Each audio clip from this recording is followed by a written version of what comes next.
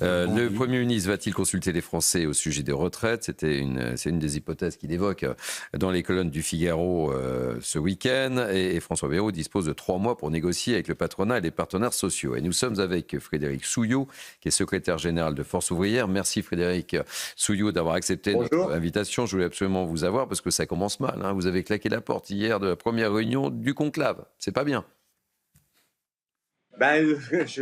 En tout cas, pour moi, c'est bien. La seule revendication que nous avions et que nous avons toujours, c'est l'abrogation de la réforme des retraites de 2023. Et après, nous n'étions ni d'accord sur le format ni sur le périmètre.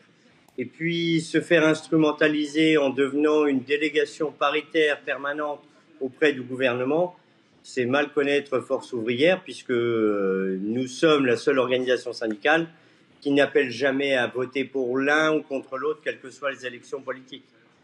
Vous avez parlé de mascarade hier, en claquant la porte.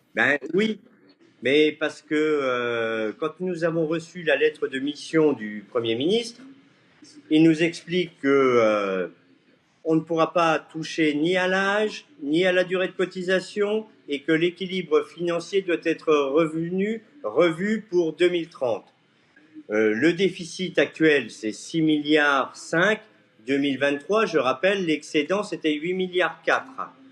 Notre système de retraite par répartition n'est pas en péril.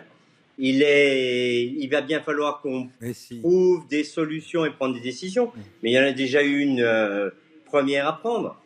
L'égalité professionnelle entre les femmes et les hommes, si les dames sont payées aussi au même niveau que les hommes, c'est 6 milliards dans les caisses tout de suite, donc on ne parle plus de déficit. On poursuit le débat. Restez avec nous, Frédéric Souillot, parce que Pierre Lellouche, ancien ministre, vous a écouté avec une grande attention et il n'est pas d'accord, mais alors pas d'accord du tout avec vous. J'en profite pour vous dire que peut-être que je vous interromprai parce que Bruno Retailleau est sur le terrain. On retrouvera peut-être Bruno Retailleau qui doit intervenir. Pierre Lellouche. Non, moi je voudrais vous demander, monsieur, si vous pensez vraiment que notre système par répartition, vous venez de dire qu'il n'est pas en crise. Vous êtes sûr qu'il n'est pas en crise ? Vous avez vu la démographie quand même de notre pays dans les années qui viennent ?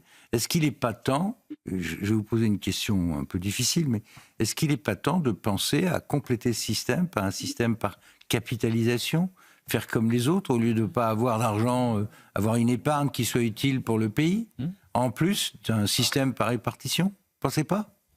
C'est pas le bon sens ? Après tout, ça existe dans la fonction publique, la répartition. La capitalisation, je veux dire.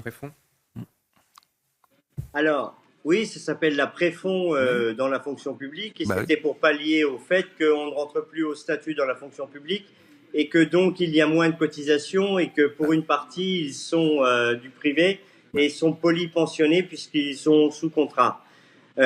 Réfléchir à l'avenir de notre système de retraite par répartition, parce que la démographie, vous l'avez dit, c'est une science exacte.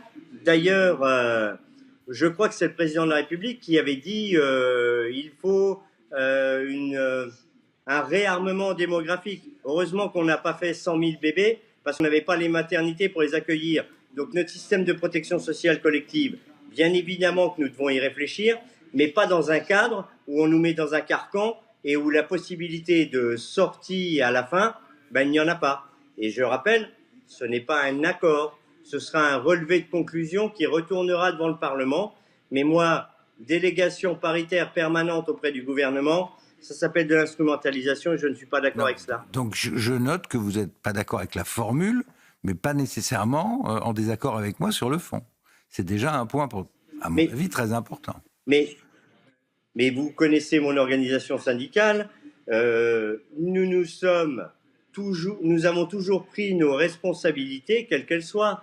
Mais là, je le dis au gouvernement, et je lui disais déjà bien avant, dès qu'il a parlé de conclave, je lui ai rappelé la loi de 1905 sur la séparation de l'Église et de l'État, et je lui ai aussi dit, et je l'ai redit, ni le format ni le périmètre ne nous conviennent.